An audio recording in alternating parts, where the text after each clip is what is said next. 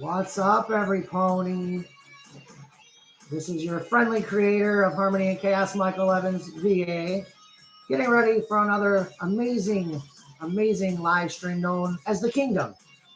Today we will be reviewing episode 92. Episode 92 was titled, I don't even remember the title right now, man, off the top of my head. Flirting with Disaster. That's what it was called.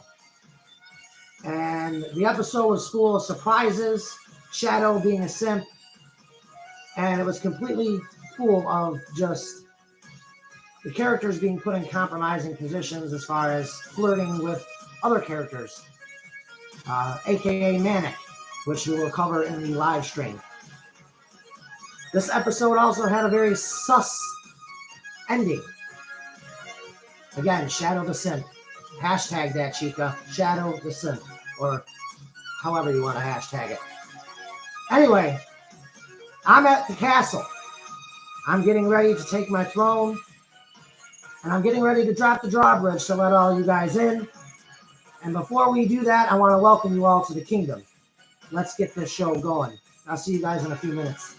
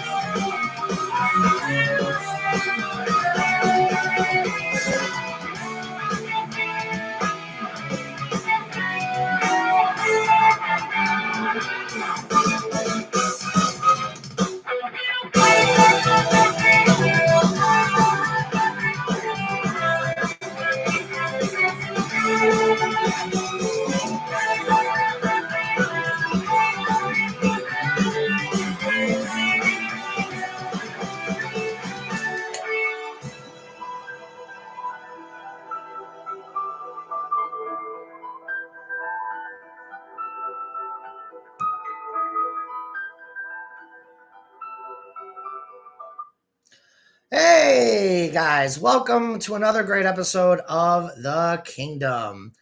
I was trying to get this thing to go on Discord because I wanted to do a group thing, but it never works. I got to figure something out. Because I do want to bring in the voice actors to help me out with this. But anyway, guys, today we are reviewing episode 92 titled Flirting with Disaster. And indeed, multiple characters were flirting with disaster. Mainly hashtag, I hope you started one, Chica. Shadow the Simp. So, yeah, Shadow was definitely a big simp in this episode. And basically broke a bunch of time travel rules and taboos. So, without any further ado, I'm going to go ahead and go through the chats real quick. Hi, guys. Let's see. Chica's apparently starting the hijacking. She's missing her hijacking army, which I'm assuming is Crescent and Yashi. Lion God in the chat. Thirsty Twilight. I actually... that term did cross my mind multiple times. I go, I should title this scene Thirsty Twilight. Indeed, she was. Very sus ending. Ooh. Nicole Collab puts in. Yeah, it was some ooh. Plush messing around. Bro, Sonic Frontiers. Music is a bop. And he apparently freaking loves bacon, egg, and cheese. I'm assuming this is a biscuit. And McDonald's has got a pretty good one. That's the only sandwich I like from McDonald's, really. Going through some more chats real quick. Turgis VA, also Fist Bump. Let's go. Yeah, Fist Bump is a staple for this series. Let's see what else. Everything, Lion God. Yo, what's good, my boy? Everything is good in the hood here. Just getting you guys this live stream. Actually, the episode overall is doing very well. I want to say, last time I checked was maybe Friday. This episode has 330 views here. And then we have the Russia version, which is doing well as well. They're somewhere in the 70s with views. So basically, I'm going to have to start picking royalty-free music. Because it seems like every time I put a real song in one of these episodes, it's going to get banned in Russia. I don't know if that's obviously it has something to do with what's going on over there. So, I guess all these musicians and whatnot are banning their music over there. So I know I don't like royalty-free music either, Chica. I think real songs that I'll have to find covers for the songs that I'm picking. I'm a little rasp tonight, so I apologize if I sound raspy. This was what happens when we have 75 degrees and then we go to winter the next day. We actually had snow. We had snow accumulation this morning, so it's melted, but we had snow on the ground. I couldn't believe it. That wicked 4-letter word that we don't like in the Midwest. And apparently Chica is confirming, yes, she is rating on Ricky, Velvet, Yashi, and Crescent. Well, now that she's mentioned Velvet, Velvet is going to be voicing, he is the new voice of Applejack. So again, I'll get into the recast. I did a lot of recasting over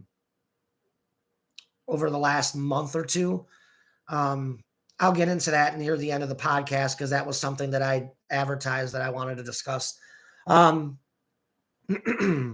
new cast announcement video. God, no, Chica. I still have to get your lines. I still have to get my lines for your series over to you. Plus, I'm back in the basement all on my own. I'm literally in need of help. Call 911 right away. Oh my God. All right. So diving into the yes, I do owe you lines, Chica. Yes. I have them. They've already been recorded. I could easily send them to you on Discord, but no, I have to actually put them in a Google Doc. You would have had these lines 5 days ago if I didn't have to do a Google Doc.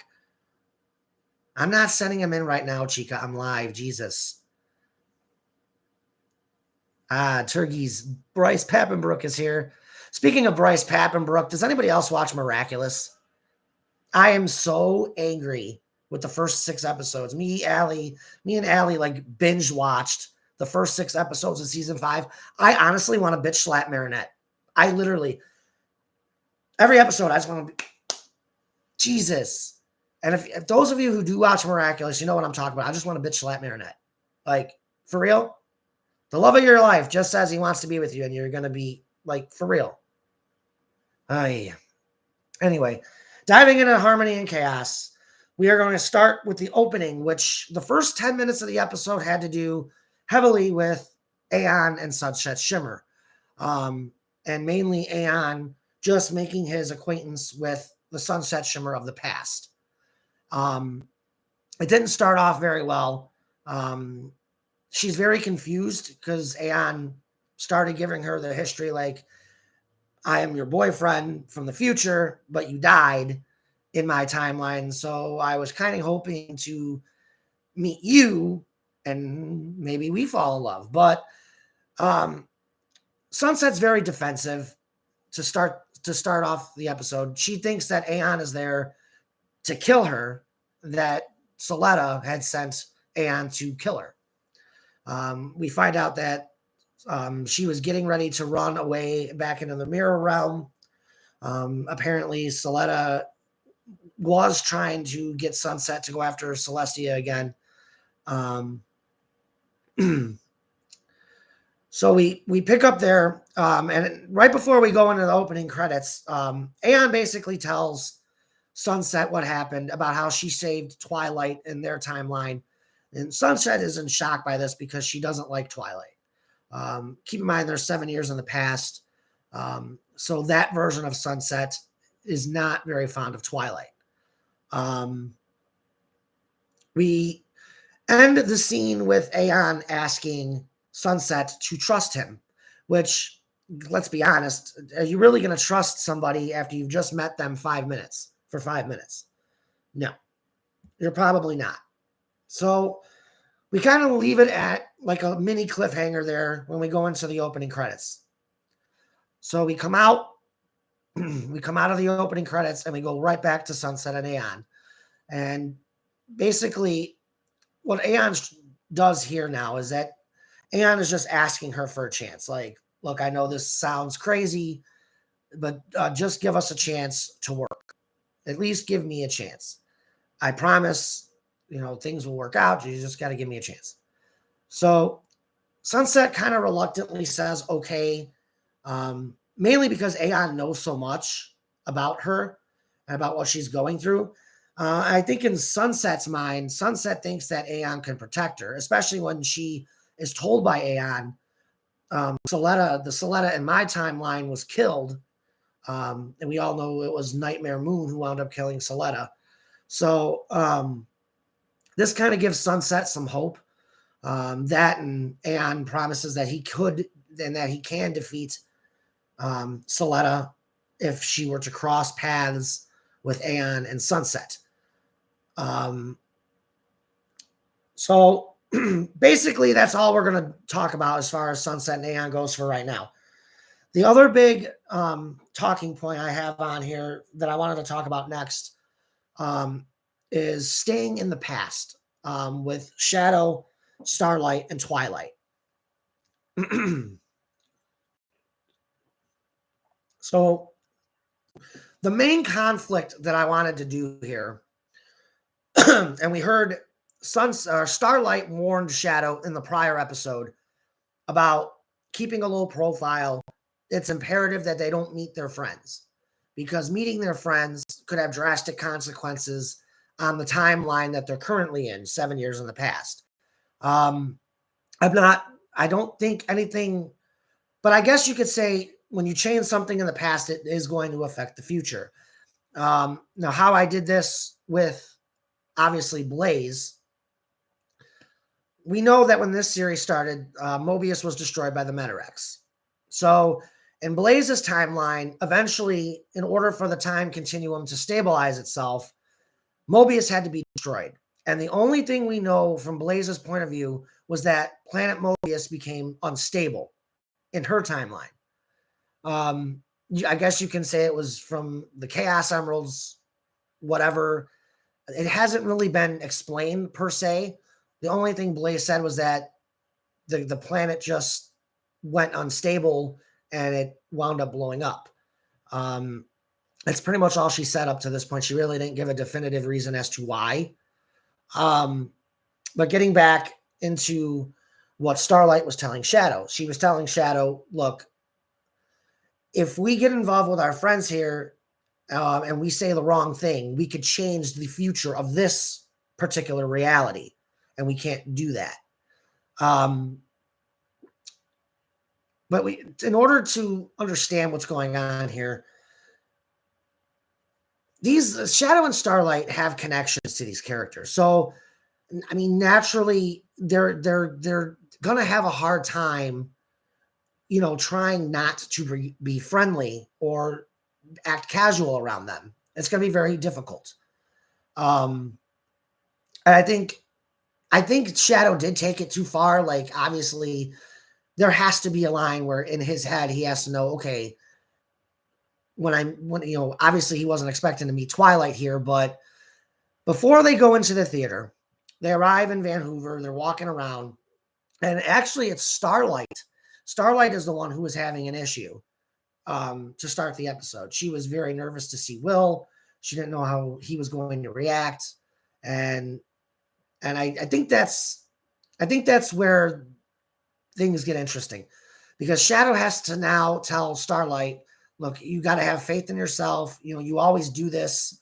You always doubt yourself when things don't go perfect. You need to just go at it and don't act like you know him. It's really not that big of a deal. I think Shadow at some point even told Starlight, look, we do have to tell at least Will something. We can't just go in there and drop a bomb on him. We actually have to. Shadow is right. They do have to divulge some form of information so they don't seem suspicious. Because think about it. You meet a stranger that tells you, oh, yada, yada, you're in danger. They're not going to believe you. So eventually those two go into the theater. The theater is locked and it's closed shut for the rehearsal. So the public was not allowed into the theater, obviously, for the rehearsal. So now the big thing is for Shadow and Starlight is how are they going to get into the theater? And Shadow just reminds Starlight, look, you can use your magic to teleport us in there. It's not a big deal. And Starlight's like, well, I'm more worried about causing a scene. We're not supposed to be in the theater. Maybe we should just wait for Will. And Shadow just views this as a stalling tactic. That Starlight is just nervous to see Will. So Starlight agrees. They use their magic. The one thing she did do before, she kind of made Shadow promise not. She made him promise not to resort to violence, and basically just be patient with everybody. Don't resort to violence. And Shadow's like, all right, I'll try, but I can't promise anything. And so anyway, they teleport into the theater and they're met with mixed reactions, which is what we kind of figured they knew that would happen. So I'm trying to remember how the scene started. So they teleport inside, and actually it's Will who starts off the conversation by yelling at Starlight and Shadow, hey, you guys can't be in here. This is a private This is a private rehearsal. It's not open to the public. You guys can't be here. And Starlight insists to Shadow that she talks to Will. I think Starlight in her own mind was kind of hoping to have Will one-on-one and kind of just talk to Will one-on-one, which is not what happened. When Starlight tells Will that he's in danger, she doesn't give away that she is his girlfriend in the future. She never gave that away. She was very poignant and very careful about what she said. She told Will, look, you just have to trust me when I tell you you're in danger. We came here after somebody who was after you. Basically, everybody in the theater who's at rehearsal laughs at Starlight. Shadow then interjects by pretty much saying, you know, she's not lying. She's telling the truth. And then he tells Will, look, if you would feel more comfortable having somebody come with you as we talk to you, by all means, bring somebody with you. If you don't trust us, bring somebody with you. But we have to talk to you in private. And I think that at that point, Shadow, Chica saying, we're all in VC watching the stream. Oh, thank you guys. I wonder who's sharing it. But they're sharing it in Discord. They're in voice chat. Apparently it's Chica, Turg, Ray, K, and Simple. And nobody is sharing it. Oh, nice.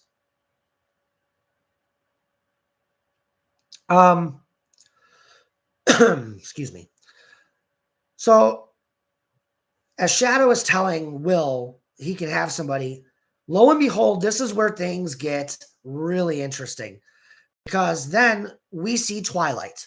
Twilight happens to be on vacation in Vancouver. And because she's a really big Will Atkinson fan, Princess Celestia had gotten her some free tickets and told Twilight, go and enjoy the show. You know, you're a big fan. Go to Vancouver, enjoy, take some time off.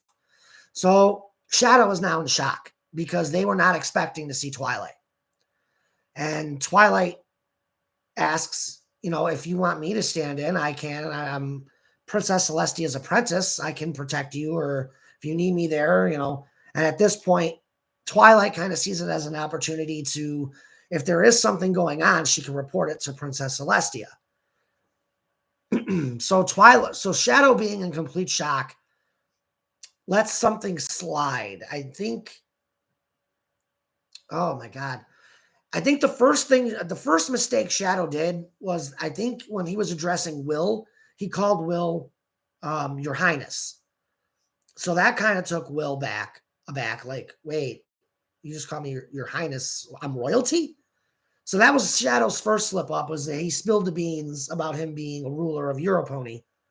And then he got into explaining what was going on with Aeon and why they were there, that they were chasing Aeon down, and that Aeon had opened a portal into the past because there was nobody there to protect Will, and that Aeon would have an easier time absorbing Will's powers.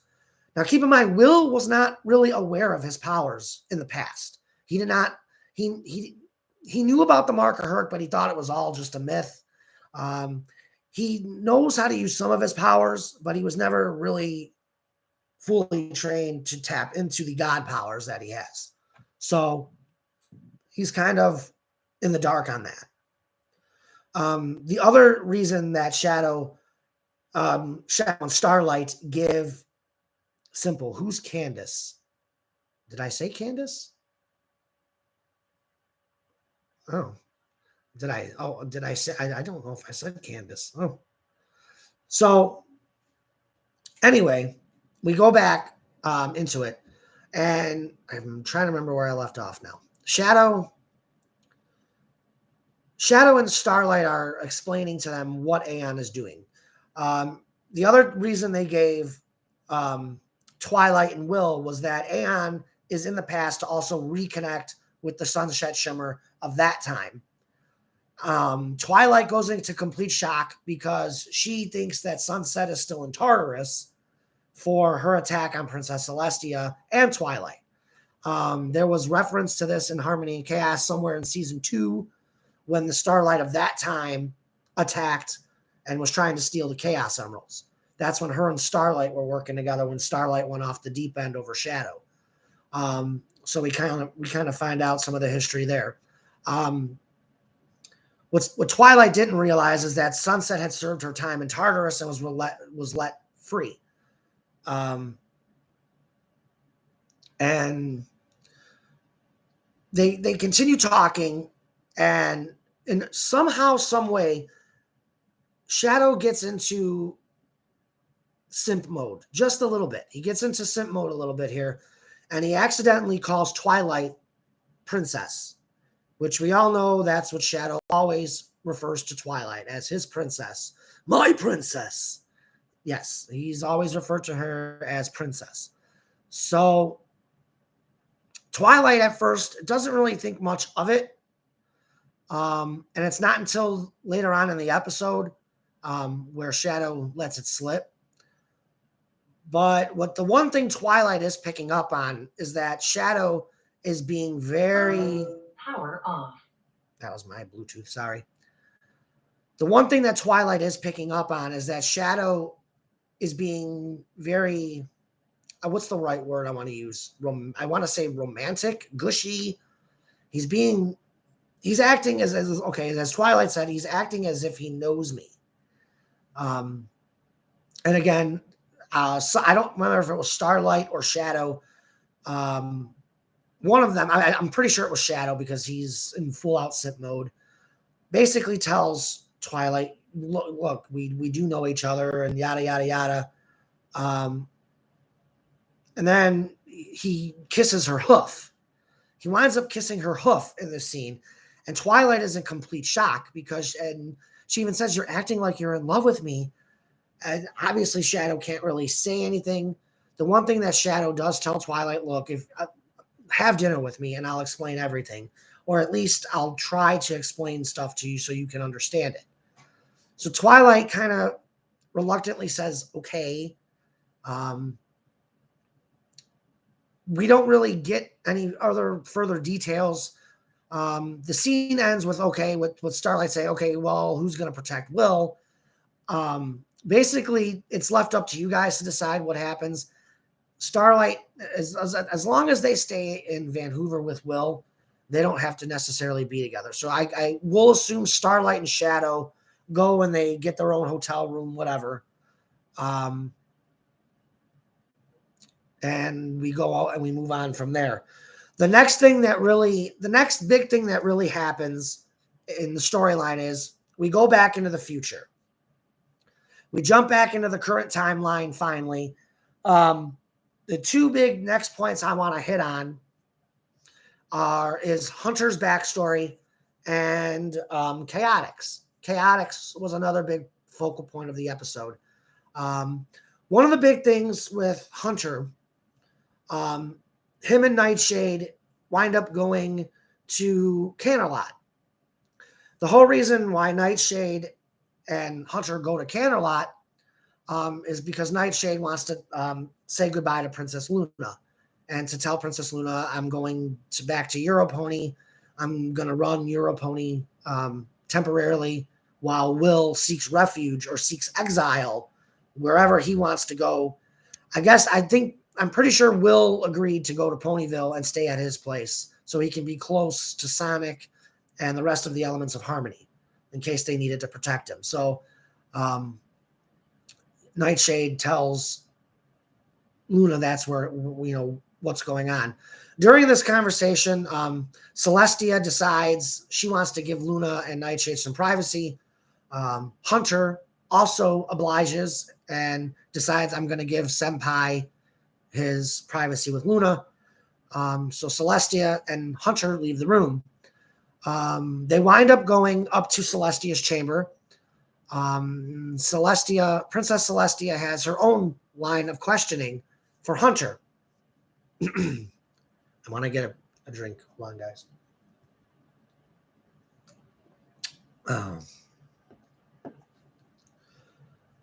So we go into Princess Celestia's chamber. She has Hunter get comfortable, sit down, and then she basically starts to question. The first line of questioning she has is, when did you arrive here and why did you come here? Hunter tells Princess Celestia that he arrived approximately 3 years ago on the equestrian calendar. Approximately, he's been there for 3 years. Now, the rest of the Sonic characters have only been there about a year, just less than a year.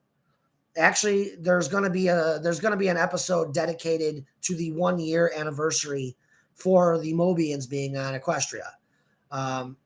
That's actually what the basis of the Grand Galloping Gala is going to be. It's going to celebrate the Mobians being there 1 year. The year prior, the elements of harmony, the harnesses of harmony, were honored during the prior gala. This year's gala, or this version of the gala, is going to honor the Mobians for being in Equestria for 1 year. So we get into the line of questioning. Celestia, Hunter, didn't even hesitate. He was very honest. He answered the questions. Chica types in the chat, Celestia's lube.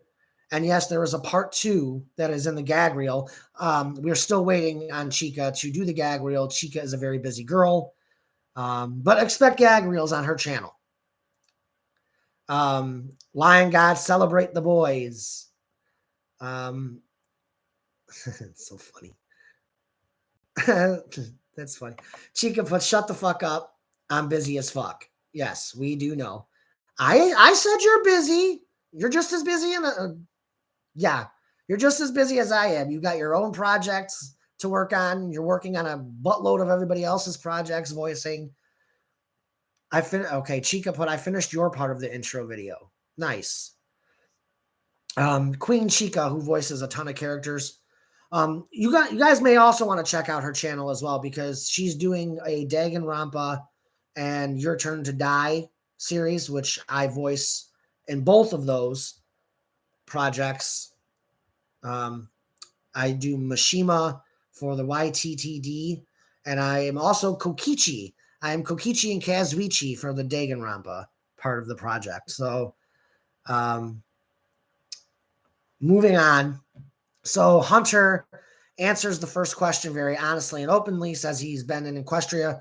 Not really Equestria. He arrived in Europony, where he met Fidget 3 years prior. And he explains to Celestia why he went there. It was to escape Dr. Eggman. As we would come to find out during Hunter's backstory, apparently Dr. Eggman, at one point when we've seen it in Sonic X, where Eggman stole the chaos, or stole the Master Emerald, and he was able to turn thoughts into reality, or turn whatever. I still got a fly buzzing around me. Sorry, guys.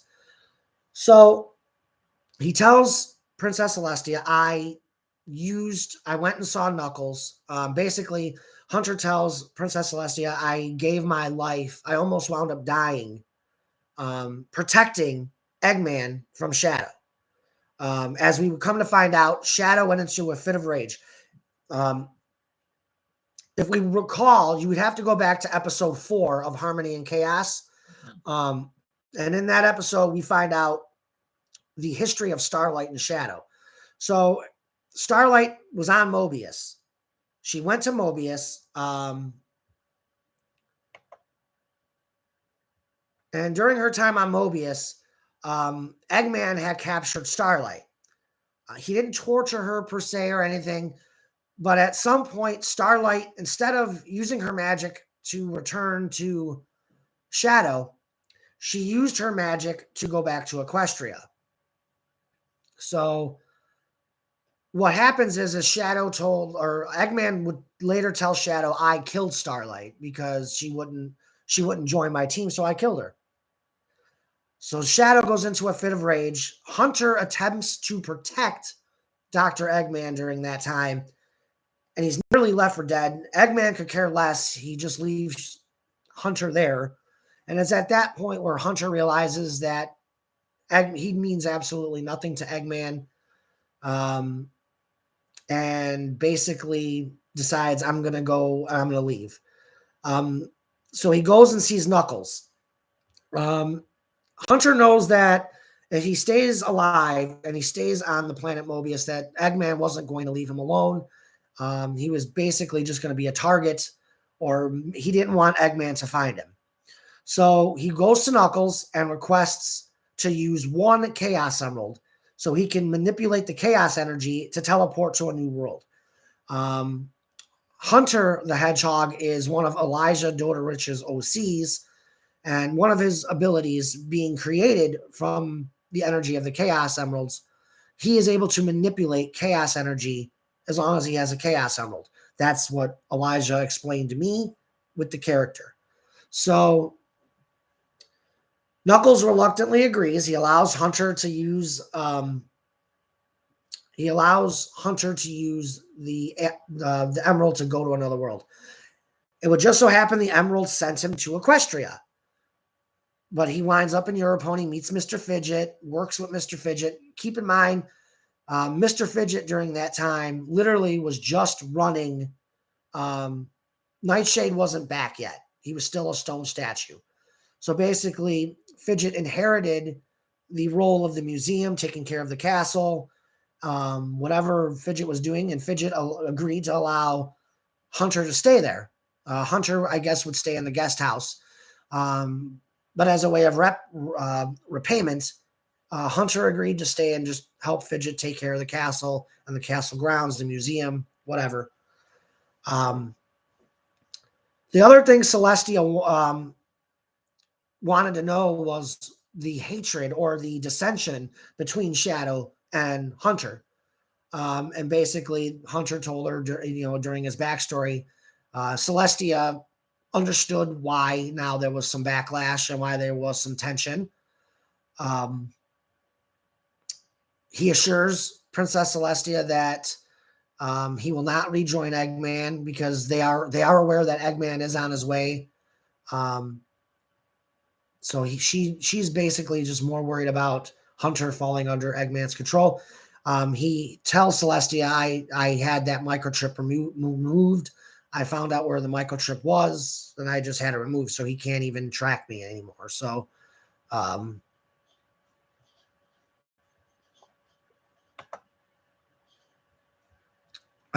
Yusef, welcome to the live stream, Yusef. Yusef says, hello, y'all. Yusef is an unbelievable fan. He's been a day one guy. So, Yusef, you're always welcome to these live streams, my brother. I'm glad that you are still hanging with us and hanging with the series. So basically that's the end of Celestia's line of questioning with Hunter.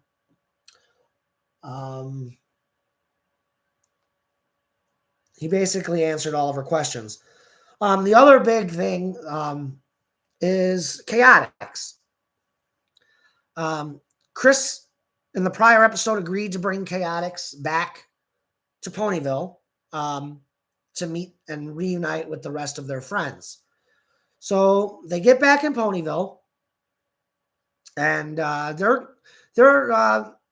kind of in shock by Ponyville. Small little bustling town, but it seems friendly, so they're very happy to be there.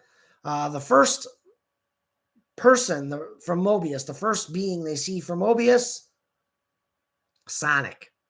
So immediately we hear Vector, hey, Sonic! So basically Vector just tells Sonic, hey, you guys left us in the ruins of Mobius, basically. You guys never gave us a Chaos Emerald. Hey, well, you guys just left us behind. Mainly, Vector is just giving Sonic grief here. Sonic is very happy to see Chaotix. They invite Sonic to lunch at Sugar Cube Corner. Sonic refuses and says, oh, well, maybe another time because I got to go run out to Tall Tale because I want to watch Rainbow Dash play Pegasus Ball. She's got a game tonight and I'm going to go watch her play. So Sonic runs out to Tall Tale. Then we see Chaotix go into Sugar Cube Corner. I think they've already met Rarity, by the way. So, yeah, I skipped over that part where they met Rarity or whatever. Michael Collins Gaming says, "Hey, Mike, how you doing, Michael Collins? Have you played? I'm almost positive you've played Sonic Frontiers. I missed out. It's there. That game is completely sold out by me. Completely. So, yeah, I guess you're supposed to pre-order it. Maybe I should have pre-ordered it. Oh, Michael Collins says he has not played it. So, yeah, you're not the only one, man. I went to buy it on Friday and on Saturday, and I couldn't find it anywhere. So, oh, Nicole says she can't play it until Christmas. Ooh, it must be getting it as a Christmas gift. You're right there in the same. You're in the same boat as Chica. Chica can't play her version yet until Christmas. Plush apparently has beaten the game already. I've seen a lot of the cutscenes. I have to applaud the animators. I really enjoyed the Knuckles cutscene at the beginning, like where they show him on Angel Island. I really, really love the animation for that part. Really, really love the animation. I think the Knuckles voice actor did a really good job. I think they nailed Knuckles' character in the first 5 minutes very accurately. That's the kind of Knuckles we want to see.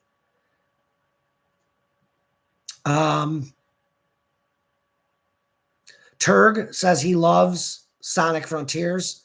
Awesome, because I haven't bought it yet. So I can't wait to play it myself. So Chaotix then goes into Sugar Cube Corner. They meet up with Amy.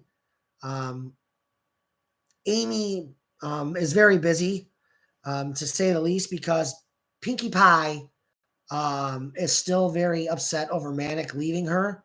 So she basically has not come out of her apartment.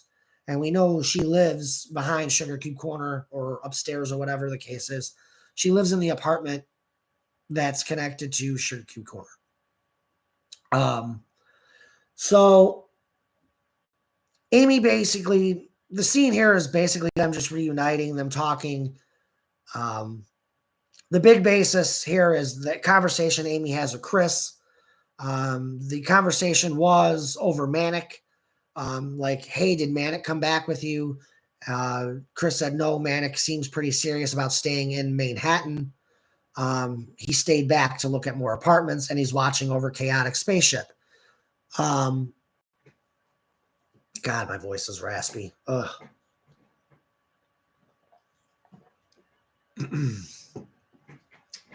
So they basically, Amy is just upset with Manic.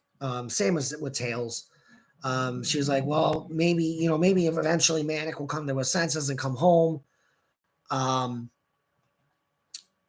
Chris says, I think he's pretty serious about this. You can't just erase the memory of your girlfriend trying to kill you and stabbing you with a knife. You can't just erase that from your mind like it didn't happen. So, Chris tells Amy you can't really judge him, So Amy goes back to the group. She tells Chaotix, look, I got some sandwiches coming out of the oven in a few minutes. When they come out, I'll go ahead and bring you guys some. And then during this time, Amy goes back into the kitchen. And who does she spot in the kitchen grabbing a carton of ice cream? She sees Pinkie Pie grabbing a carton of ice cream. First time Pinkie Pie has been out of her apartment in God knows how long.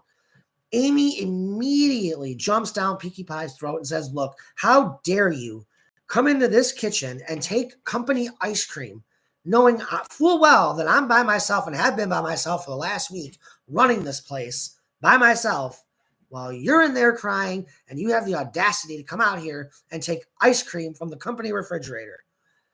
So they get into this big argument. Chica, feel free to jump in. These are your characters. If you want to jump in, that'd be great. So basically, and Chica also in this scene, Chica got her first taste of narrating. Yeah. Yeah, do I have to? Yes. Yes, Chica. Yes, you do. You can fill in the blanks. So Amy and her being Amy and having rage issues herself, decides to take the carton of ice cream away from Pinkie Pie, and she throws it at the wall, and the carton of ice cream explodes.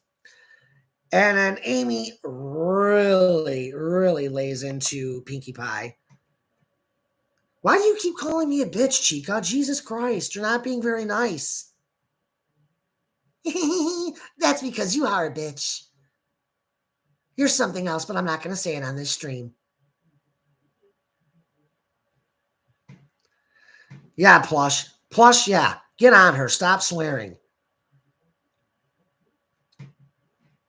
Stop swearing, Chica. Because every time you swear, I got to click on OK to allow your message to show up. Again, it's Sunday. Stop it. Stop it. Yusef is like, oh my goodness, LOL. Oh my God. Chica's she's a handful, but we love Chica. We love Chica to death. She makes recording very fun. I will say this.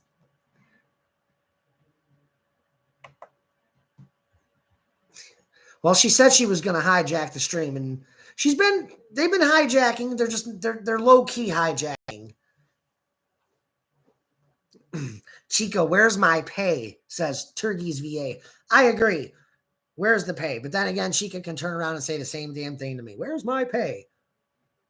I have to stop using. I have to start using royalty free songs if we're going to get paid. So at the end of the scene, excuse me, at the end of the scene, Amy does convince Pinkie Pie to come out of her apartment by being a friend. She literally just says, look, I went through the same stuff with Sonic. When Sonic broke my heart to be with Rainbow Dash, yeah, it hurts, but you can't just live in anger and then live in sadness in your apartment. Amy tells Pinkie Pie, one of the things that I found solace in was she started working for Sugar Cube Corner. And she tells Pinkie Pie, look, you have a love and a passion for baking. You know, working here at Sugar Cube Corner helped me get past Sonic because it gave me something else to focus on besides Sonic. And Pinkie says, yeah, you're right. You know, I do love baking and I love Sugar Cube Corner. And you're right. I could talk to you about stuff. So Pinkie Pie agrees to come back to work. Amy then takes the rest of the day off, and that scene is history. But now touching on the, we'll get into the manic, and we'll get into the manic stuff near the end. So after that, I'm trying to figure out where we leave off here. After that, I think we skip around a little bit. The next really, really big focal point of the episode, the whole point and purpose of this episode was some of these characters are flirting with disaster. Obviously, we've had some breakups in the last couple of episodes. There was Pinkie Pie and Manic, Fluttershy and Tails, and I think that's it with the breakups. So these characters have gone through hell. The next really big topic that I want to get into now is Fluttershy. Earlier in the episode, Rarity and Capper are talking. I almost called him Caper. I almost pulled a Meg. Fuck, I did it again. Anyway, Rarity and Capper were talking about Fluttershy, and they agreed. Rarity agreed, you know, I'll go see Fluttershy after the workday is over. We've got way too much going on here.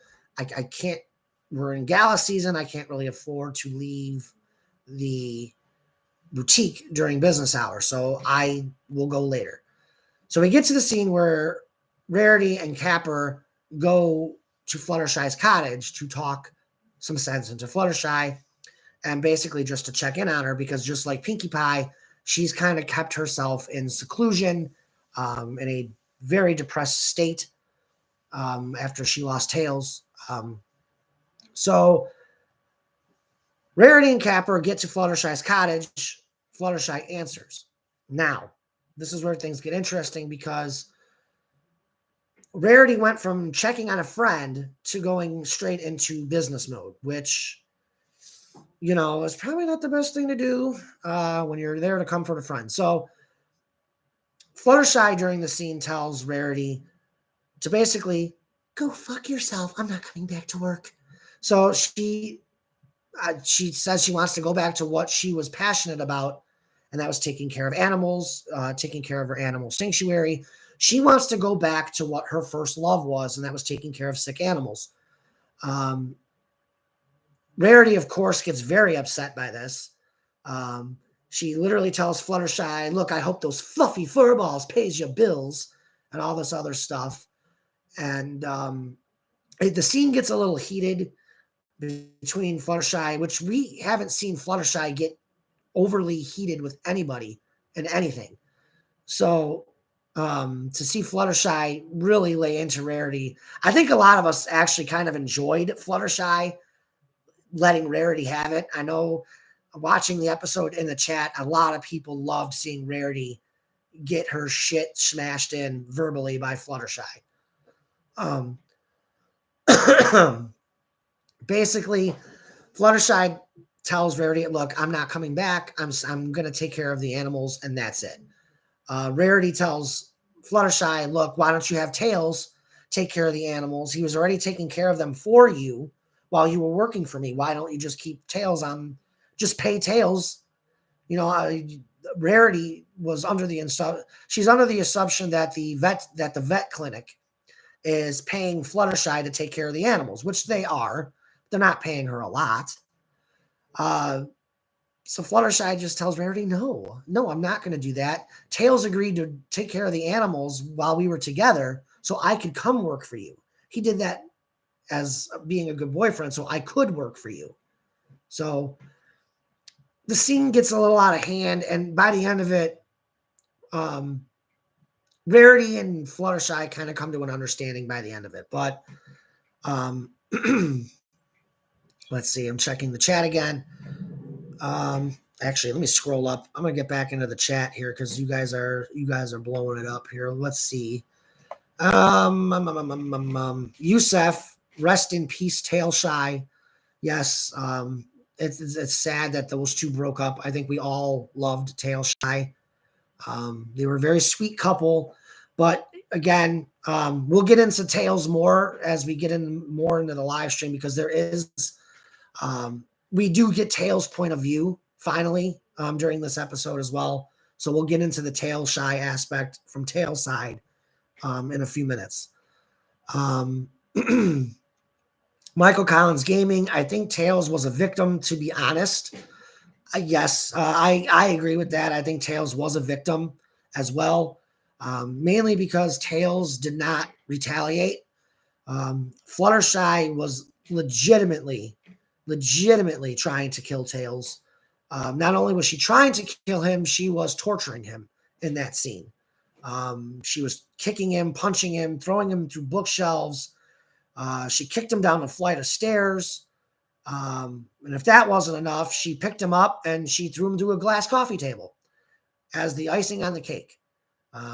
So Tails was heavily brutalized in that scene, and not once did he try to defend himself, because he does love Fluttershy. And as we come to find out, he still does love Fluttershy, but he's not in love with her anymore. So, like, he still cares about her. Queen Chica just traumatized the whole VC. Yeah, whatever. You always do that, Chica. Let's see. Scrolling down.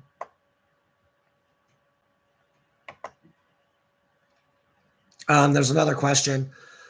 Hey, Michael, this one is from Levi McClellan.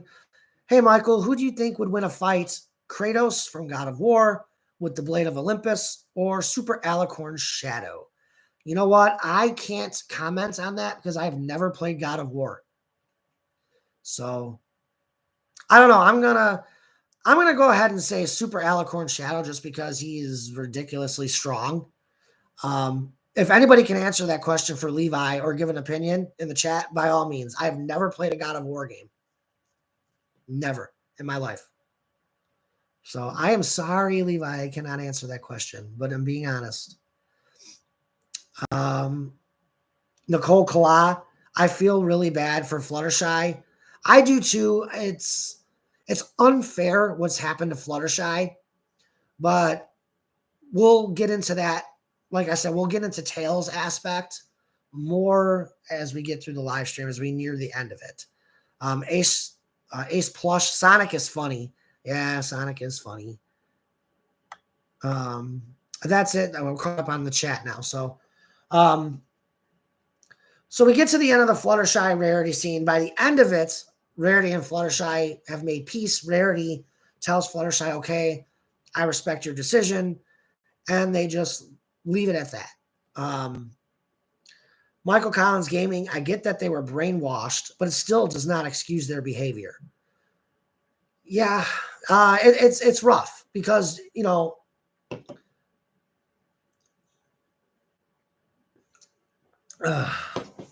in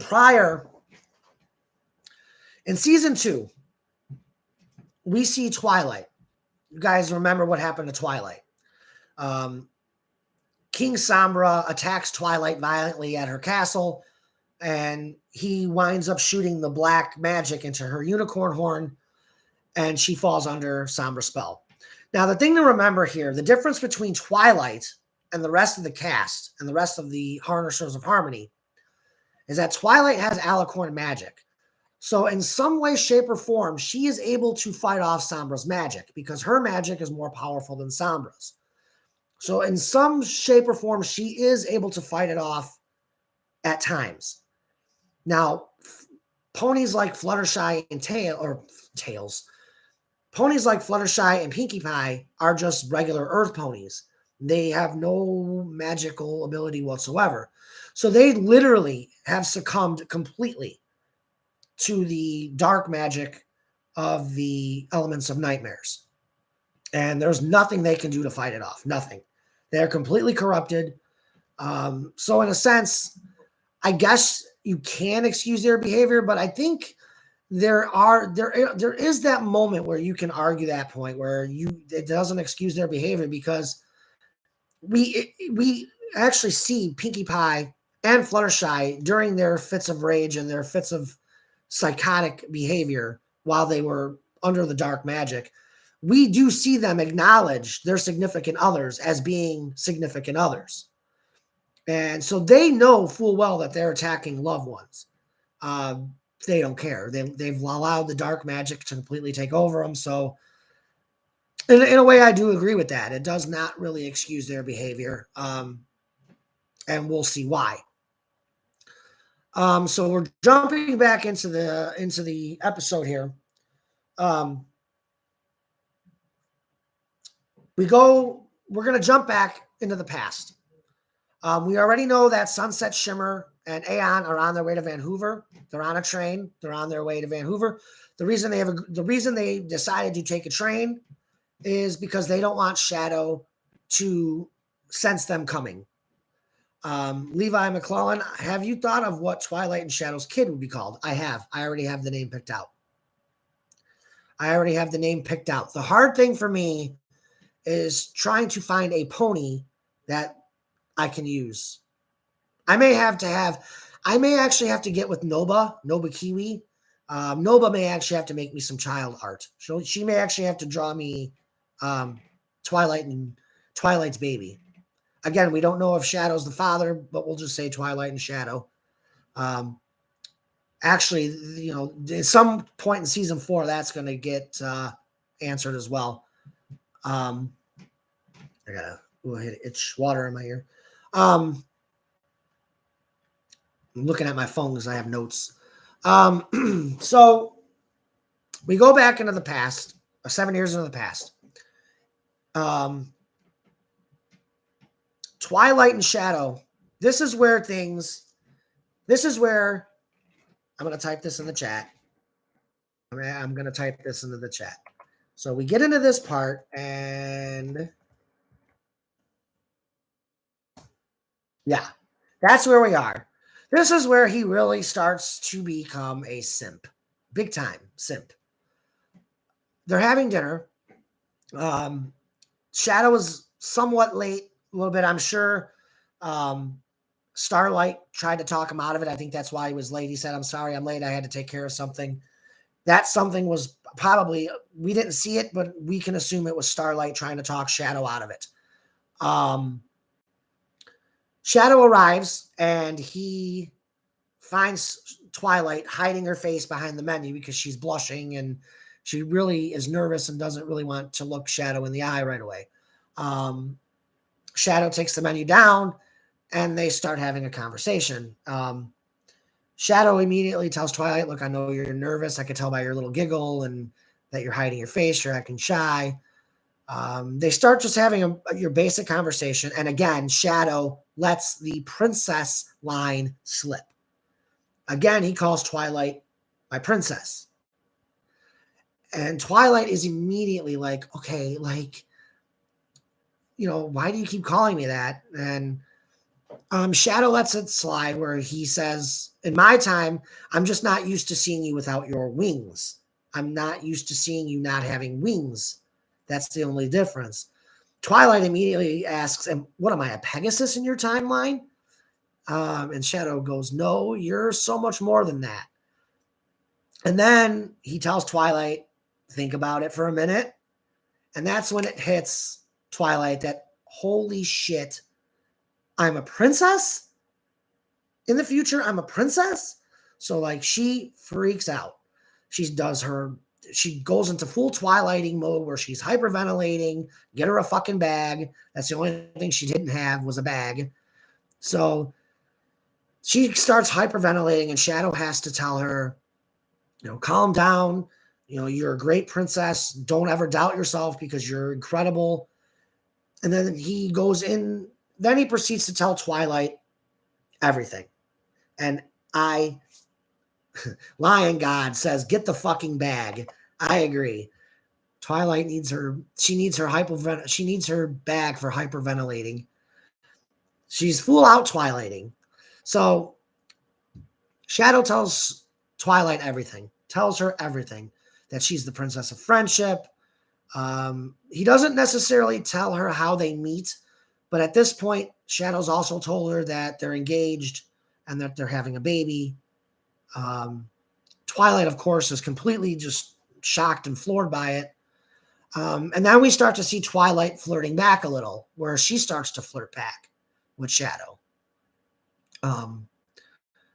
She calls him an incredible hedgehog, and she says, you know, I can understand why the me of your time fell in love with you.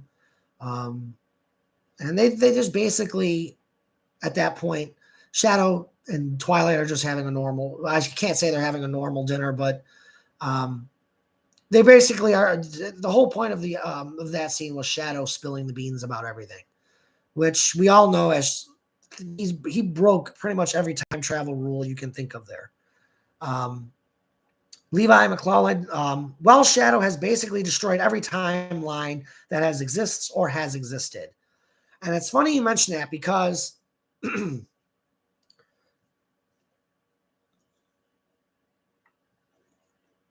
get a drink of my beverage. In any case, this, as we come to find out, and I want to be very frank with you guys about where I'm going with this. Every timeline has a different reality. It's a different reality altogether. Now, it's been mentioned in this series by Silver.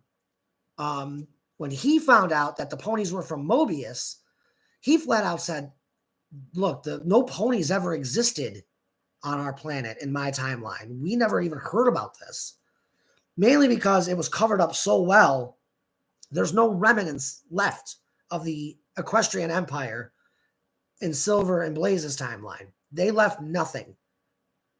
So that's why Silver had no clue he never found out about the ponies in that timeline. So, and there in that time frame, not even Starlight didn't even go back there in that time. So that's a different reality. And now, obviously, we have the current timeline's reality, and then there's going to be, now this is where this is going to get very interesting, because I am actually going to have a separate storyline as it pertains to past Twilight, because there's going to come a time where during past Twilight's time, the Mobians are going to arrive at some point during that time, but it's going to be in a completely different reality altogether. It is not going to be what you think, and it's going to lead to a major storyline that is going to wind up spawning Metallics / Mechasonic. It's going to spawn Mechasonic. That is the big thing. So eventually we're going to get we're going to get Metallics at some point in this series. And I don't want to give it away completely of how I'm going to do it, but this past Twilight thing is going to be a big deal. It's going to be a big deal in Harmony and Chaos as the series progresses. I just threw this little nugget out there. Keep past Twilight in your mind. You'll know. Yeah. It's further down the line. It's like a season. It's probably more toward the end of the series, like a season 7, 8, 9 type of a thing. It's just a matter of, because keep in mind, past Twilight is still 6 years away from meeting Shadow, from meeting the Mobians. They're like 6 years away from that. Because keep in mind, we're coming up on the 1-year anniversary for the Mobians being in present line Equestria. So that means they went 7 years into the past. They're 6 years away from the Mobians being there. So keep that in mind. We may skip ahead. See, I think of everything. I don't miss little details. I don't miss details. That's why you guys love this series so much. I don't miss details. Michael Collins Gaming. I just hope past Celestia does not find out about the time travel shenanigans. Unfortunately, she does. And she's going to find out within the next episode or two. And as a matter of fact, the big violence is happening right now. In the next episode, we are going to start getting the violence. And in actuality, this whole Aeon storyline is going to go into season 4. It's going to wind up going into season 4. I wanted to finish it up in season 3, but realistically, there's so much story to still tell that there's no way I can finish this by the end of season 3. No way. Nicole Kala, that's worse. She finds out. Levi McClellan, will Sonic in a new form to rival Shadow's Super Alicorn form?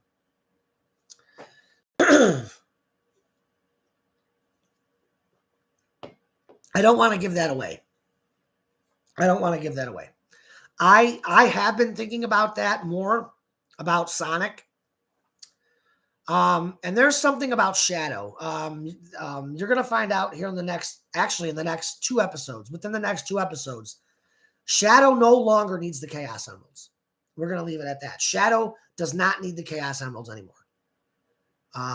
This new Super Alicorn form that he has taken, it has increased his power immensely. And the Alicorn magic is always going to be part of Shadow now. He's always going to have that Alicorn magic inside of him. So Shadow's form is permanent. He basically can transform whenever he wants now into Super Shadow. He no longer needs the Chaos Emeralds, so he can power up whenever he wants. Now, as far as Sonic goes, I'm not giving any details away about Sonic. I have been thinking about it. One of the things is I am thinking along the same lines of Levi, as Sonic kind of has to up his game now. He does, and I actually do have some surprises for a new form of Sonic, and I don't want to divulge that right now because you're going to see it here within the next handful of episodes. Michael Collins Gaming, if you're going the DBZ route with time travel, that means there won't be any paradoxes. I'm not going the Dragon Ball Z route. No, I'm going that each timeline has its own separate reality. That's one of the things I wanted to change about the DBZ aspect. I think each timeline needs to have paradoxes. Things should not happen the same in every timeline. I think each timeline has its own different form of history. The big thing was Starlight just didn't want herself and Shadow to change any of the path that the past characters could be going on, because if they gave away too much info, it would change how the ponies would treat the Mobians when they do arrive in past Twilight's timeline. So that's why it's very important that they don't want to give away everything. Shadow's already given away too much by telling Twilight she's going to become a princess. That he shouldn't have did that. Same thing with Will. Those are two things they should not have done. Because it does. It now, instead of, because if you remember during My Little Pony, Twilight questions Princess Celestia for sending her to Ponyville, when the whole reason she sent Twilight to Ponyville was to make friends so she could harness the elements of harmony. So now that Twilight already now knows, I can't really turn down anything Celestia says if everything she's doing is preparing me to become the Princess of Friendship. So now Twilight knows this. So it could change. Let's say Twilight, hypothetically speaking, was given a mission and she refused to do it. Now, if she's given that same mission by Celestia, now she's going to do it thinking, hey, all this is helping me become the Princess of Friendship. So Twilight could get into some trouble in the past by not turning down something Celestia tells her to do. Because now in her mind, she thinks, I have to do everything Celestia says now if it leads to me becoming the Princess of Friendship. That's why I said, keep past Twilight in the back of your mind. Because I'm going to drop it on you like that. It's going to come out of nowhere. When she returns, it's going to come out of nowhere. So just always remember past Twilight. Let's see. We have more.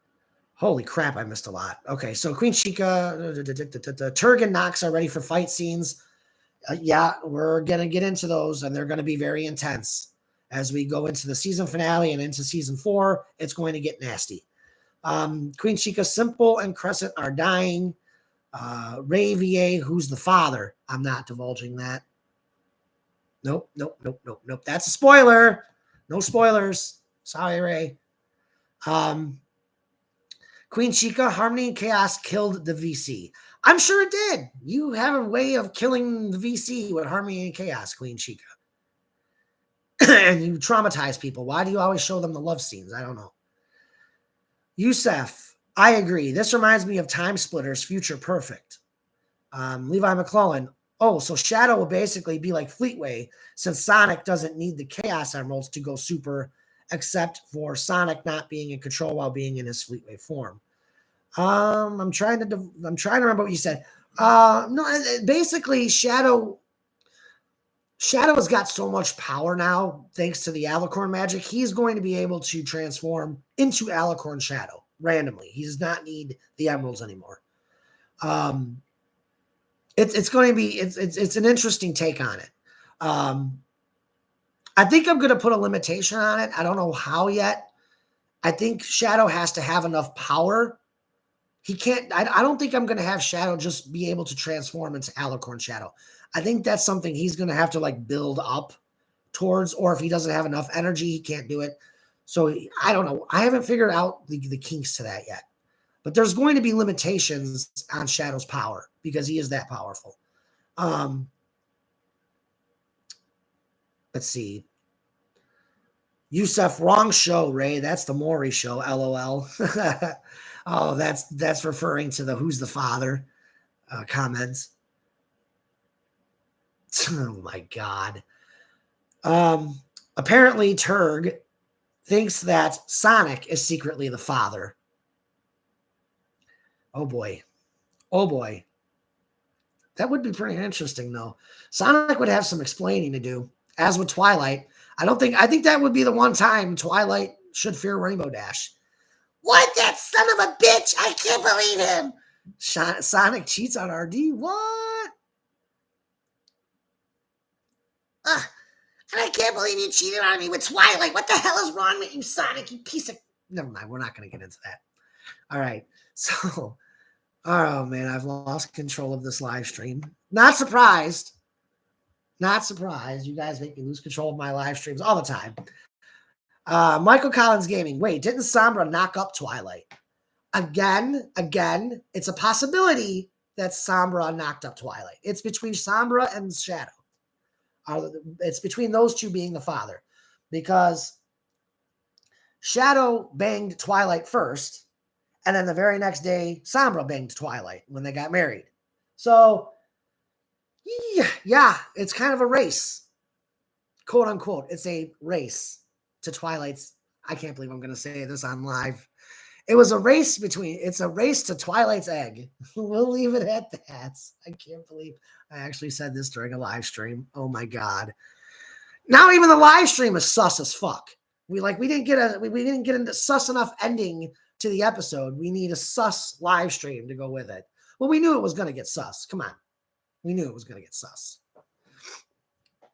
Jesus. Plush. Guys, don't be sus. Sonic says, don't be sus. Sonic would never cheat on Rainbow Dash. Exactly. Thank you, Yusef. Yes. Sonic would never, ever, ever, ever, ever cheat on Rainbow Dash. And Rainbow Dash would never, ever cheat on Sonic. That's one thing you're never going to have to worry about. Sondash is never going to break up. Sondash will be together the entire series. You will never... No. Yeah, they're never breaking up. They're both... Rainbow Dash is the element of loyalty. That right there tells you everything you need to know. And we all know how Sonic is. He's loyal to a T. No way those two are ever cheating on each other. Let's see. Michael Collins Gaming. I thought Sonic's catchphrase was, "That's no good." That was the old. I remember that. That was on the old Sonic. I don't know if it was. I don't think it was Underground. I think it was. Was it Sonic Underground or was it the second Sonic series, the one with Sally? I think it was the one with Sally. God, those shows are from the 90s. I don't even remember. Oh my God, I'm drawing blanks. But yes, at the end of one of the episodes, Sonic always gave you some form of "that's no good." I remember one of them, he was talking about sexual harassment and being touched in naughty areas. So, and that if you were being touched in a naughty area, tell an adult or a grown-up. That's one. I don't know why. Why are we so sus today? Oh my God, this is ridiculous. Mind out of the gutter. I just want to get through this live stream.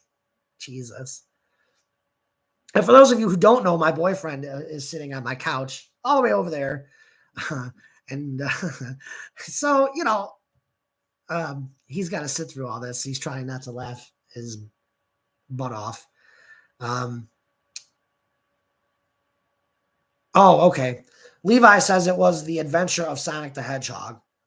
The Adventures of Sonic. Yes, it was, because that was the second series. That was the series after Sonic Underground. So yes, that's correct. Chica, I told the VC about who could be the father of Twi's child. They went, what? Well, yeah. All right. But you have to admit, I brought Sombra back better than what Hasbro did. The way Hasbro brought Sombra back made no sense, and it sucked. It sucked. At least I brought Sombra back in a realistic way. It's like, let's see. Queen Chica, Michael gets more bitches than Simple. I do not get more bitches than Simple. Are you serious? No, I don't. Ugh. No. All right. So, moving on. Okay. Plus, Yoshi's Crew's coming back. Don't worry. Nice. Yusef, oh my goodness, Chica, LOL. This is Chica. This is Chica. This is completely normal Chica. If you think she's out of control during these live stream chats, try getting through a 6-hour recording session with Chica. Oh, and Meg. Chica and Meg. Yeah, that's why we wind up with some of these great bloopers that we got. So, all right. So after Twilight and Shadow's scene at dinner, we go to Manic and Pacific Glow. Now, keep in mind, Manic stayed behind in Manhattan to look at more apartments. So Manic, in his mind, I'm single. I'm going to go out and have a good time. So he goes to a Manhattan rave club where he meets one of the best rave ponies in Equestria, Pacific Glow. Yes, Pacific Glow makes her first appearance in Harmony and Chaos. The one pony I thought I would never put in this series, she's in the series. So Manic basically goes into this rave club, meets Pacific Glow, and he doesn't beat around the bush. He's trying to hit it. And we can pretty much decipher for ourselves. Actually, you're going to find out in the next episode if whether or not Manic hit it or not. So, yeah, more sus stuff. But it's more of a clarification that Manic is definitely trying to forget about Pinkie Pie and move on. That they are definitely done. The other scene that I skipped past that I want to go back to is I said I was going to mention Tails. This was the one scene I actually skipped before I got to that. So we get to Twilight's castle. Chris, Cream, and Chaotix all show up. Chris goes up and wants to go talk to Tails. Because he wants to get Tails on board. He wants Tails to go to Manhattan to look at Chaotix broken down spaceship and get a third opinion. Tails agrees, and he's like really excited that Chaotix is there. So him and Chris go back to go meet up with Chaotix, who's talking with Twilight and making their acquaintance with Twilight. This is where we get into the Tails drama. During the scene, Tails and Chris come back into the they go and they meet up with Chaotix. Tails basically says, "Oh, you need me to look at your ship? Okay, I'll go look at your ship." And Chris says, "Yeah, he's a master at fixing things. There's nothing Tails hasn't been able to fix." And then Twilight says, "Oh yeah, Tails is great at fixing mechanical stuff, and when it comes to emotions, he's a blithering idiot." So Chris is like, "Yikes! I'm out. See ya." So Chris storms out and is gone, leaves. And Tails is like, "Take me with you. Please take me with you, Chris." Twilight uses her magic and locks the door shut. Tails can't get out. And Tails already knows what Twilight is going to yell at him for. Twilight crosses the line in this sequence. She calls Cosmo a homewrecker. And she basically tells Tails, "I'll be damned if I'm going to let you two freeload off me and stay here for free." So basically, she just goes off on Tails. And then this is where Tails tells Twilight his side of it. And he tells Twilight, "Look, you deserve to, Twilight, you need to show Cosmo more respect. Cosmo was my fiance when she died. She died to save Mobius. She died fighting the Metarex to protect Mobius. When she died, she was my fiance. So show her more respect." Twilight's kind of taken aback by this, and she goes, "Well, yeah, but even still, you fell in love with Fluttershy, and you completely broke her heart." And then Tails gets defensive and then says, "Look, if Cosmo didn't die, she would have came here with me. I never would have fell in love with Fluttershy because Cosmo and I were engaged. Had she lived, I never would have fallen in love for Fluttershy." And then, this is where Twilight says, "It's still not fair. She fell under an evil spell and all this other stuff." And this is where Tails says, "Look, you weren't there. You weren't there when Fluttershy was attacking me brutally, and I tried to reason with her, and all she did was laugh and mock me, and If it wasn't for Cosmo showing up when she did and being resurrected when she was, saving my life, Fluttershy would have killed me. She would have killed me. So you can't blame Tails in this instance for breaking Fluttershy's heart because Tails and Cosmo never broke up. She sacrificed her life to blow up the Metarex. She blew herself up to blow up the Metarex. So, you know, you can't really fault Tails here because Tails is right. Had Cosmo not done that and they used chaos control, they would have wound up, Cosmo would have wound up staying with Tails. So you can't fault him there. You know, and then the whole thing with Fluttershy attacking him, it made the decision easier for Tails because it's like I can't forgive Fluttershy for what she did here. Like, I pleaded with her. She showed no remorse, no hesitation. She legitimately tortured me. She beat me within an inch of my life. You know, you can't blame me. So that was Tails' side of things. Again, it was another one of those instances where, like with Rarity and Fluttershy, eventually Twilight sees Tails' point of view.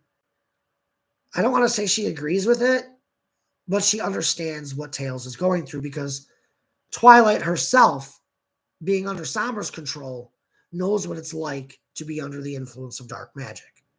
So she can understand Tails' point of view. So we're going to stick with Twilight here. And now we're getting into the closing sequence. Let's see. Queen Chica, Michael, will you join the VC torture after the stream? No, I'm not going to join the VC. I have yet to eat dinner. And I either A, have to cook dinner, or B, go out and get something to eat for dinner. So, no. And like I said, my boyfriend is here. I'm not going to join a VC. I'm sorry. It's not going to happen. Michael Collins Gaming. In fact, my boyfriend, I think, walked in about a half hour ago, thereabouts. He's nodding his head yes. It was about a half hour ago. So, yeah, he knew I was live streaming. He quietly made his entrance in. So, yeah, there you go. Your dear Asmo to take over your mom. Really? Oh, my God. Michael Collins Gaming. Why doesn't she agree with it? No, she does. Twilight does agree with it. The reason she wouldn't necessarily agree with it because Fluttershy's heart is still broken and Tails legitimately wasted 1 year of Fluttershy's life. And I think that's where that boils down to. It's like you emotionally fell in love with her. She emotionally fell in love with you. That's the part of it that Twilight doesn't agree with. So we're moving on. We go into the most sus scene in Harmony and Chaos history. The most sus scene. We go into the final sequence, and Twilight, past Twilight, drunk. Now, keep in mind, her and Shadow both had some wine. Shadow, of course, he has a very bad history in Harmony and Chaos when it comes to wine. He tends to drink too much.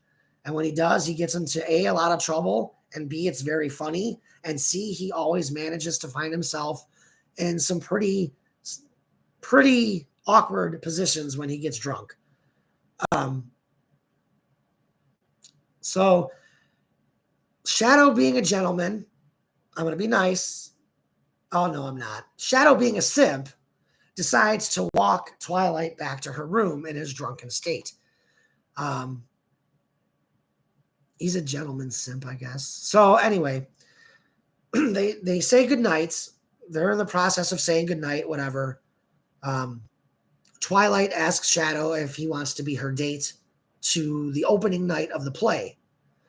Shadow agrees. He says yes. Twilight opens her hotel room door. Now, this is where things get a little interesting now. Twilight opens her hotel room. She sees Spike is asleep in his little floor bed. It's like a dog or a cat bed that Spike sleeps in. So he's sleeping in his little bed. And Twilight now, in her mind, she's got the hots for Shadow. She's completely got the hots for Shadow at this point. And you have to understand, we all know Twilight. If you want to look at canon My Little Pony, we all know that the only thing that Twilight cared about during this time was studying, school, and working for. She was a complete bookworm, nerd bookworm. She still is. So really, that's the only thing she cared about was studying and being the perfect apprentice. So she does not get out. So to have a hot, cute Shadow the Hedgehog hitting on her doesn't make things easy on her. And she's completely flattered and taken aback. And like somebody said earlier in the chat, we should have named it Twilight's Thirst or Thirsty Twilight. And indeed, she's thirsty. So knowing that Spike is asleep, she thinks, all right, I'm going to, this can't be too bad. This can't be considered wrong, can it? So she uses her magic. She starts making out with Shadow, uses her magic to drag Shadow into her room. Keep in mind, Shadow's like, he's still kind of tipsy and drunk, whatever. So he's not really thinking much of it. He's trying to talk Twilight out of this. And he even at one point says, I need to go. I need to go. And Twilight's got him restrained with her magic. So he's not going anywhere. Once he realizes that he's being restrained by magic, Twilight uses that magic to telekinetically put Shadow up against the wall. And then she starts making out with him some more. And things start getting a little bit more hot. Shadow starts kissing back. And then again, he pulls back and says, don't make me use my powers. I don't want to hurt you. I don't want to have to defend myself. And Twilight's like, look, you can't hide the feelings that you have for me. Again, we're going to get sus. Shadow, again, cannot deny that he's turned on by Twilight, even though it's not his Twilight. Spots what we can assume is, what she spots. She throws Shadow in bed, and Shadow's like, don't pay attention to that. Eyes up here. So we know Shadow is enjoying what's going on. That's why Twilight is not slowing down. So we end the episode with a very sus pic of Twilight sitting on Shadow's lap in bed with Shadow restrained by Twilight's magic. Cliffhanger ending. Ba-ba-bum. Is Twilight going to force Shadow into relations? We don't know. We'll have to wait. We'll have to wait and see. Yusef. Wow. Twilight is getting frisky. Oh, boy. Oh, boy. Oh, boy. Pixie, Twilight getting sus. Yeah, past Twilight was very sus in this episode. But the big cliffhanger now is what's going to happen. Does Shadow, does he cheat? Does he cheat on Twilight with Twilight? I don't know. We're going to have to wait and see. It's the big cliffhanger. Or maybe present timeline Shadow is going to get past Twilight pregnant. Who knows? We don't know. The suspense. The suspense. That's a different form of sus. But no, that's not the form of sus we're talking about here. Queen Chica, nobody knows. But no, we'll have to wait till the next episode to see what exactly happens. Can you imagine? Oh, man. Now, keep in mind, I've already told you guys, keep past Twilight in mind. So, yeah, I just threw a little seed out there. Like, is Shadow gonna, with past Twilight? We'll have to wait and see, won't we? Michael Collins Gaming. Didn't past Twilight say it's not cheating, so they are the same person? That's what she told Shadow to try to, ease his mind. It's cheating. I'm sorry. It's cheating. It's technically, I don't know. I'm looking at my boyfriend it's cheating, right? Yes, he's nodding his head. Yes, that's considered cheating because it's not his Twilight though. It's not. Think about it. It's not his Twilight. He's nodding yes. Then yes, that's technically cheating. I agree. Pixie, nobody does know indeed. Nicole Kala. Oh no, if he does, I'm gonna freak out, kinda. Well, again, like I said, past Twilight she's going to play a very big role in the present timeline of Harmony and Chaos. We have not seen the last of her. So I can't wait because it's a really good storyline. Really good. It's really good. It's gonna take again, that's 6 years away in past Twilight time. So it's gonna take some time before we get there. No, I do plan on skipping ahead time-wise, like having a couple of years pass. The other thing I want to do, let's see. I don't see Collins. I don't see it as cheating if they are the same person. They are the same person, but think about it though. I don't know. It's a good argumentative point, but it's not his version of Twilight though. I mean, the past Twilight doesn't even have wings. So I know if I was present day Twilight and I found out Shadow slept with my past self in the past, I would be pretty pissed. I would be pissed. Like, what the fuck is wrong with you? Like, what? Really? Like, you couldn't last? Like, you had to bang me in the past because you missed me so? Like, really? I don't know. My boyfriend is laughing his ass off, and I'm trying to keep a straight face. And this is just sus as hell. It's sus as hell. So, and he's nodding. Yes, that was a hell of an ending. He thought it was kind of hot. He was like, "Oh, that was." He watched the episode last time he was here, and he was like, "Oh my god!" So, Pixie VC is betting the father is Shadow. I we'll have to wait and see. We will have to wait and see. Queen Chica, the VC is now Chaos. I'm sure it's Chaos. Pixie says it is Chaos in my voice chat over on Discord, my Harmony and Chaos channel. Apparently, my voice actors are wreaking havoc in the Harmony and Chaos server in the voice chat. I will join you I will make a deal, Chica. I will join you guys for maybe 10 or 15 minutes because I smoke and I would like to smoke a cigarette after this. So yes, I will join you out there when I go out. I will go into VC. Actually, if I'm going to do that, I only have 12%. Let me step away for a second because I want to charge my tablet. It's only at like 10%. So give me a second. I'll be back because I got to finish the stream. Oh. You and I have to talk later too because I am injured. I did something stupid today, and you're gonna laugh your ass off when I tell you what I did that was so fucking stupid. I did a backflip, and let's just say it didn't end well. Oh boy. Yeah. It did not end well. I'm actually legit hurt from that backflip that I attempted. I landed it.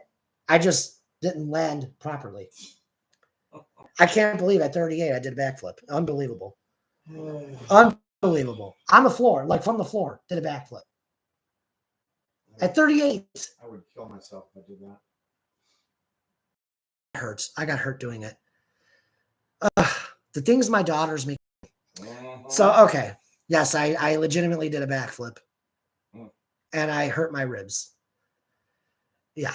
I overstretched a muscle. It's actually technically a moonsault. I did a standing moonsault, which is a wrestling move. But yes, I fully flipped backwards over onto my bed. And oh my God. We have requests. Okay, Bayometric, can you do a Kokiri line? I sure can. All right, hold on. Let me get my voice going here.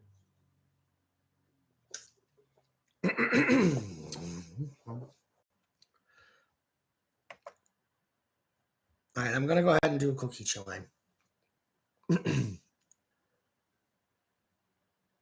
Morning, sleepyhead. You're finally awake, sweetie.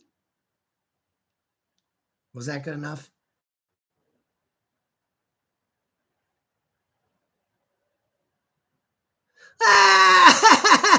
You're so mean. In actuality, I actually used that line on Allie today because my 10-year-old daughter likes to make fun of me and bully me. So she said something. She says something that actually made me go, I cannot believe you just said that to your father. And I literally went into, you're so mean. I actually used that line on her today. So yeah. And the funny thing is, she goes, really, Dad? Kokichi? Really? I'm like, yeah, because her stepsister is a huge Danganronpa fan, so she has actually played the Danganronpa game. And so Allie is aware of who Kokichi is. So yes. Allie's like, really, Dad? Kokichi? I'm like, and what's wrong with Kokichi? You got a problem with me? What do you, whatever her name is, Miyu or whatever? Okay, so anyway, we're going to wrap this thing up. My phone's dying anyway as well. So we're going to go ahead and wrap this live stream up. One of the things I wanted to tell you guys, an update. I promised an update on the community tab in, on the, on YouTube. I posted a community. I'm not doing Kazuichi. For God's sake. Why do you want me to do Kazuichi? I mean, come on. Now, see, I can't do it right now. My voice is burnt to shit. Anyway, we have an update. The update, as far as the updates go, it pertains to the reboot episodes in particular.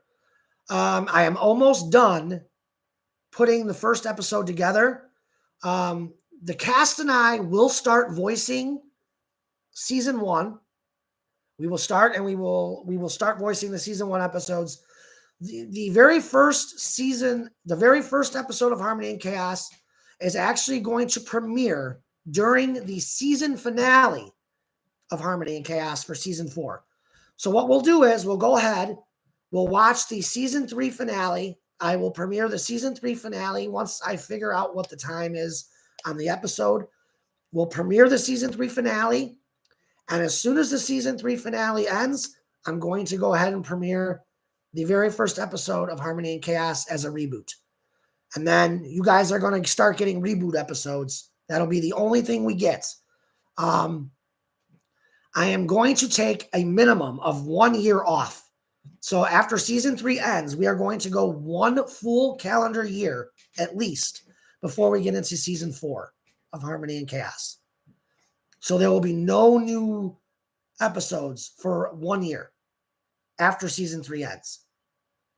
We're going to just give you guys reboot episodes of all the first 73 episodes revoiced because I didn't have a voice cast. So I want there to be continuity for all of the episodes. So we're going to go back and we're going to revoice the first 73 episodes. The very first episode reboot is going to be directly after the season 3 finale. That is first. Now keep in mind, I'm working on episode 29 right now. So that leaves episode 29, 30, and 31. So we are still 3 full episodes away from the actual season finale. So this is going to allow me plenty of time to get as many reboots done and voiced as we can. We're also still going to be voicing the final 4 episodes of season 3. Once that happens, we should have, by the time season 3 ends, we should have at least 5 or 6 episodes of the reboot completely done. I would expect a new episode every week. Maybe. There won't be any Kingdom live streams for those. I may do a random live stream here and there just for shits and giggles. But the reboot episodes are not going to have. They are not going to. They're not going to have the Kingdom.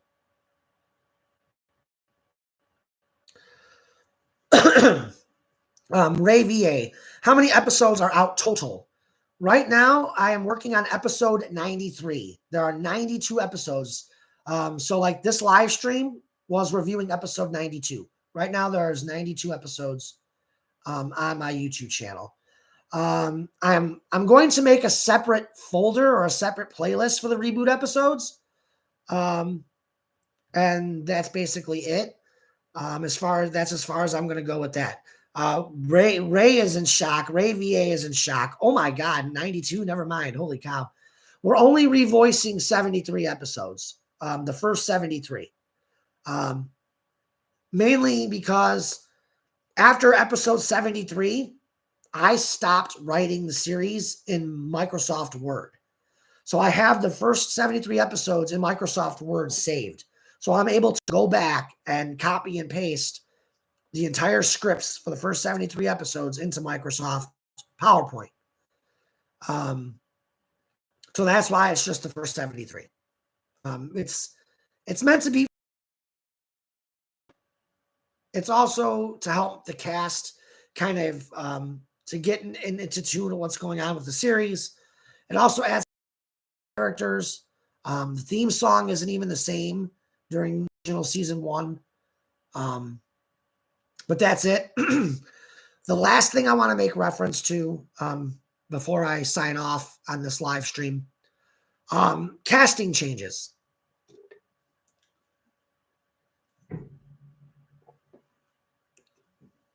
We went through, over the past month, I decided to recast the series. Mainly because it's not that the voice actors that I had were not good. That's not what this is. They were very talented. The issue is I need my voice actors to be like able to do, group voice recording sessions as much as possible.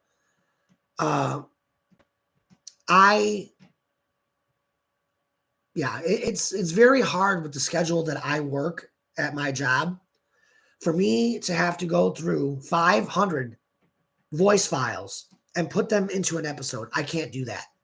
I cannot do that. It will take me 6 months, a year to do an episode. I can't. I don't have that kind of time. It's bad enough that these episodes take at the minimum it's going to take me is 2 months per episode.